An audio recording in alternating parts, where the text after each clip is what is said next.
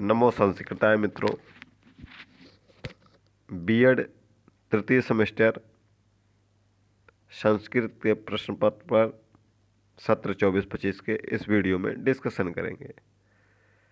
Channel पर नए हो तो चैनल को सब्सक्राइब करके बेल आइकन प्रेस कर लीजिएगा। डिस्क्रिप्शन बॉक्स में आपको प्ले लिस्ट मिल जाएगी प्रीवियस ईयर प्रश्न पत्रों की, जिसमें 2022, 2023 और 2024 के प्रश्न पत्रों के श्रृंखला मिल जाएगी, जहां पर आपको एक एक सब्जेक्ट के प्रश्न पत्र मिल जाएंगे।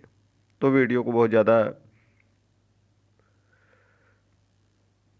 बड़ी नहीं करेंगे, बहुत छोटी वीडियो रहेगी और बहुत तेज़ी के साथ आपको प्रश्न पत्र बताएंगे। जैसा कि आपको पता ही है पैटर्न वगैरह, तो पैटर्न पर नहीं जाते हैं, सीधे प्रश्न पत्र आते हैं।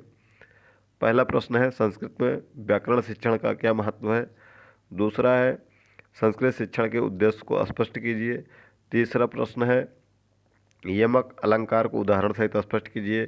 चौथा प्रश्न है, तत्पुरुष समास की उदाहरण सहित व्याख्या कीजिए। और पांचवा प्रश्न है, संस्कृत में निदानात्मक परीक्षण का अर्थ बताइए।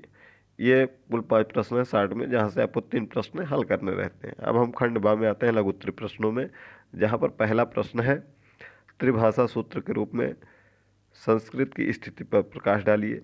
दूसरा है, संस्कृत शिक्षण में उच्चारण के महत्व पर प्रकाश डालिए। तीसरा प्रश्न है, संस्कृत शिक्षण में मूल्यांकन का क्या महत्व है, स्पष्ट कीजिए। चौथा प्रश्न है, संस्कृत शिक्षण में सूचना एवं संचार तकनीकी की उपयोगिता पर प्रकाश डालिए। पांचवा प्रश्न है, एक अच्छे संस्कृत शिक्षक के गुण बताइए। छठा प्रश्न है, संस्कृत शिक्षण को रोचक एवं प्रभावपूर्ण बनाने हेतु अपने सुझाव दीजिए। और सातवां प्रश्न है, संस्कृत व्याकरण शिक्षण की परंपरागत एवं आधुनिक शिक्षण विधियों में अंतर स्पष्ट कीजिए। अब हम खंड सा में आते हैं, सेक्शन सी में, जहाँ पर पहला प्रश्न है, रस किसे कहते हैं। दूसरा प्रश्न है, आचार्य अभिनव गुप्त के रस सिद्धांत पर प्रकाश डालिए। अगला प्रश्न है, ब्लूम उपागम पर आधारित किसी भी संस्कृत के प्रकरण पर एक पाठ्य योजना तैयार कीजिए। तीसरा प्रश्न है, क्रियात्मक अनुसंधान का क्या अर्थ है। संस्कृत शिक्षण में इसकी उपयोगिता का वर्णन कीजिए। और अंतिम प्रश्न है, संस्कृत शिक्षण में कौन सी सहायक सामग्री का प्रयोग किया जाता है, इनके महत्व एवं प्रयोग विधि पर प्रकाश डालिए। यह पूरा प्रश्न पत्र है संस्कृत का। कोई डाउट होगा इसके संबंध में तो कमेंट बॉक्स में पूछ सकते हैं।